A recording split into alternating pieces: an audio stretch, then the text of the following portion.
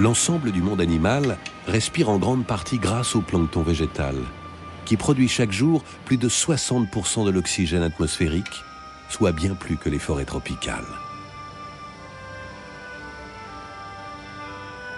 Le plancton végétal est même à l'origine du taux élevé d'oxygène contenu dans l'atmosphère terrestre, qui a favorisé l'apparition des végétaux, des animaux et des hommes. Si les océans sont aujourd'hui les véritables poumons de la planète, ils le doivent à la chlorophylle du phytoplancton, qui par photosynthèse absorbe du gaz carbonique en quantité considérable et produit de l'oxygène, tout cela grâce à la lumière du soleil. Certaines espèces appartenant au plancton animal sont elles aussi nos alliés naturels contre les excès de gaz carbonique. C'est le cas d'un étrange groupe zoologique, les apindiculaires. À l'Institut des ressources aquatiques de Copenhague, Fabien Lombard étudie une espèce d'apindiculaire vivant dans les mers froides.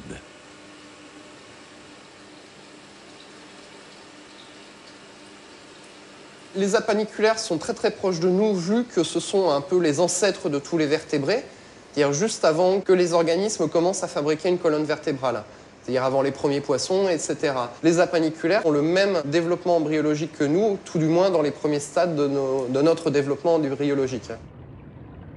Proches de nous, certes, mais leur apparence n'en demeure pas moins bigarrée.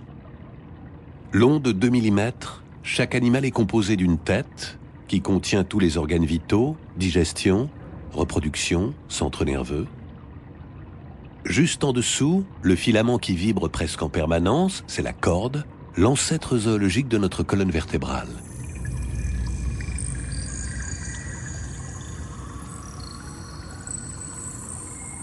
Mais le plus surprenant réside dans la logette muqueuse que les apindiculaires fabriquent avec leur bouche pour filtrer l'eau de mer.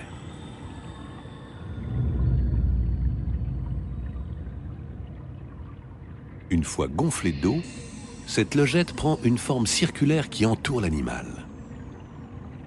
En ondulant, cette corde propulse l'eau à l'intérieur du filtre, qui trie les particules alentour et ne laisse circuler vers la bouche que les cellules de taille adéquate.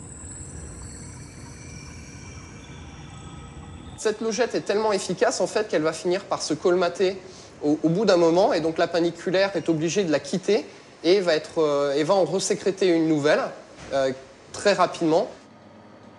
C'est l'utilisation de ces logettes par les apindiculaires que Fabien Lombard étudie avec le plus de précision. À la moindre agression, ou dès que le filtre est saturé de particules, l'animal se dégage de sa logette et en gonfle une neuve qu'il a fabriquée à l'avance. Il semble que chaque individu change de logette plus de 10 fois par jour.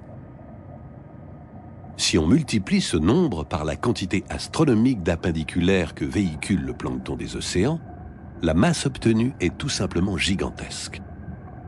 Ces logettes, en fait, une fois abandonnées, avec toutes les particules qui vont rester à l'intérieur et participer à ce qu'on appelle le cycle du carbone, parce qu'en fait, les apindiculaires vont filtrer des algues qui vont être en surface et grâce à ces logettes, vont envoyer tout ça en profondeur où ce carbone va être stocké dans les sédiments et va ainsi être plus ou moins piégé. Le carbone contenu dans les vieilles logettes qui coulent au fond des océans rejoint alors celui des milliards de particules organiques en provenance des êtres vivants du milieu marin en décomposition. Les scientifiques appellent ce vaste balai en direction des profondeurs la neige marine.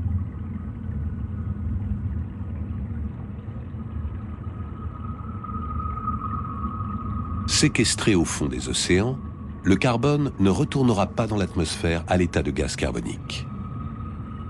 Dans une proportion inconnue jusqu'ici, les apindiculaires comptent peut-être parmi nos meilleurs alliés pour limiter l'effet de serre et l'acidification des océans.